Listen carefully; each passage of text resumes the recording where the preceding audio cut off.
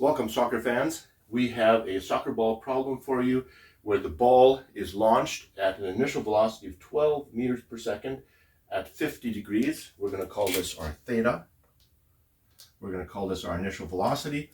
And we want to know a number of things. How long is the ball in the air? What is the height, the maximum height the ball achieves? And what is the range?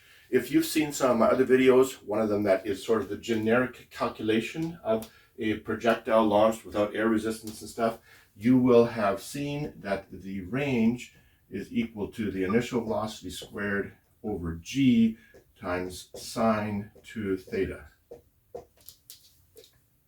The initial velocity is just the total initial velocity because the angle is contained in here. If you don't remember this derivation, go back to see my generic derivation of any projectile where we find the range. Hopefully this will be helpful to you. I don't need to use this in this one. I just wanted to show this to you in case you wanted to use it. You could plug in 50 degrees and make this 100. You could find the range really quickly. When we have problems like this, the first thing that you always do is you will take the initial velocity, that's the initial velocity, v, we're just going to call that v, and then we're going to break that into various components.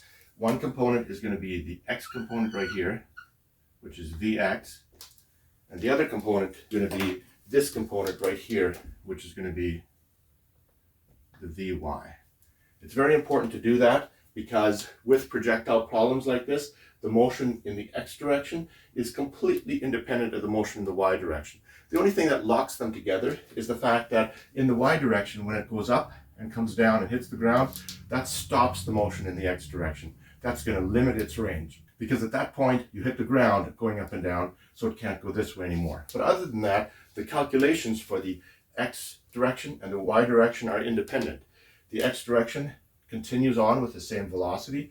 The y direction is influenced by gravity that's going downward. So we're going to take these and we're going to divide this up. You take a look at this here. This is a right angle triangle. Which angle are we concerned about? This angle right here. That's the angle 50 degrees that we're given here. If you take a look at this angle, notice the sine of this angle is the opposite over the hypotenuse. Let me write that in here. Sine of theta is equal to the opposite, vy, over v. The opposite over the hypotenuse. The hypotenuse is always the longest one. Now we want to solve for vy, so we take this v and move it to this side. That would mean vy is equal to v times sine theta. I've just simply solved for this. You're going to have to, in your projectile problems, that's often going to be the very first thing you do. Take the initial velocity, break it into x and y components. If we do the same thing for the x velocity over here, vx is equal to the cosine theta. How do we see that? By simply looking at this angle here again. The cosine of the angle is going to be equal to the adjacent vx over v. The adjacent over v. Take this v to this side, and we have this equation over here. So now we've got these, the v and the sine theta and the cosine theta, we've divided it up into these components here. Now I'm going to erase this little sketch, and we'll actually calculate what those are. Let's plug in the actual numbers here. This one is going to be 12 times sine 50, and this one is going to be 12 times cos 50. And I found this to be 9.19. Notice here we have two significant figures. Here we have 2. And I'm keeping more than 2. I'm going to keep like 3 throughout my calculations. And then when you do your final answer, you'll bring it back down to 2 significant figures. This avoids rounding error as you go forward, as you carry all these different numbers. So this is the horizontal component right here. And this is the vertical component. Notice the vertical component is slightly bigger than this one, because this angle is bigger than 45 degrees. If it was at 45 degrees, you would think this component would be the same as this. But because it's bigger than 45 degrees, the y component is bigger. So just logically look at your answers and see if you've done something correct or something wrong. This seems like reasonable answers. So here we've got the x components, the y components. I'm going to write them up here, vx and vy, just so we have them to start with in case I need to erase this over here. At this point, I can erase all this stuff here, and we're going to continue on to the next step. The next step here, once we have the initial components, is to figure out how long this soccer ball, is in flight. You like my soccer ball there? That's the best artistry I'm going to do. Now we've calculated the horizontal velocity, the initial, and the vertical velocity. Of course, the vertical velocity changes because it's going to start up, the y component is going to start up going fast, slow down and stop, and then come back down again, and it's going to hit the ground at the same speed. So if you want to exaggerate it, you can go like this. It's going to go up here with the velocity y, reach 0 at the top, and then hit the same velocity again coming down. So in a way, we could divide this time of flight up into half. We want to find the total time that this thing flies, that this soccer ball flies. We could divide it up into half, and just imagine we're taking this soccer ball at the top here, we're holding it in our hands, dropping it straight down until it reaches this velocity Vy. Once it reaches this velocity, that will be like half the time of flight because we've taken this portion of it. The other one is completely symmetric. Notice it's completely symmetric. Not all of your projectile problems will be completely symmetric, but this simple one is. So we're going to take a look at this and try to find the time of flight. I'm going to draw lines up here so that we can separate what we're doing from our diagram. Taking this time of flight here, we say, okay, what if I drop it from the top until it reaches this velocity? Do we have any equations that help us with that? Well, one equation that we have is that the final velocity is equal to the acceleration times time. Or more completely, it would be the final velocity equals the initial velocity plus acceleration times time. In this case, since we're holding the ball at the top with our hands, dropping it straight down until it reaches this speed, the y component, the initial velocity will be 0.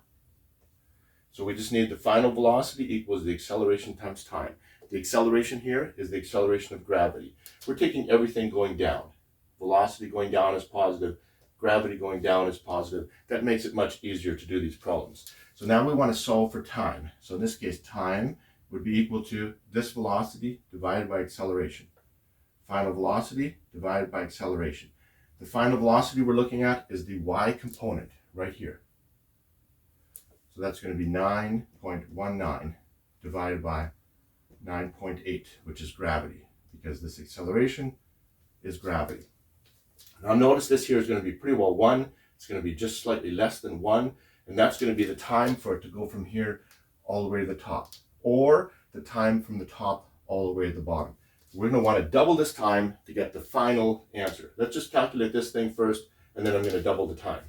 So here I've calculated this, 0.9377. I've of course kept way too many significant figures. Let's make that an 8. And then we'll want to double this for the total time, because we're going to want the total time. Time total is equal to 1.88 seconds. Notice here initially we have two significant figures. Here we've written this out with 3 and this with 3. When we do our final answer, I'll bring it all down to 2 so that you have the answer your teacher would want. So this is the total time of flight. That includes going up and coming down. Now the next thing we want to do is we want to find the height that it goes. Again, we're going to try to think of this as a slightly different problem. Here's our funny looking soccer ball. It's easier to draw a baseball. We're dropping it straight down until it has this Vy, which is up here, 9.19, until it has this velocity going straight down. It's taking it at the top, dropping it down. If you remember some of our motion equations, I'm going to write a couple of them up for you up here.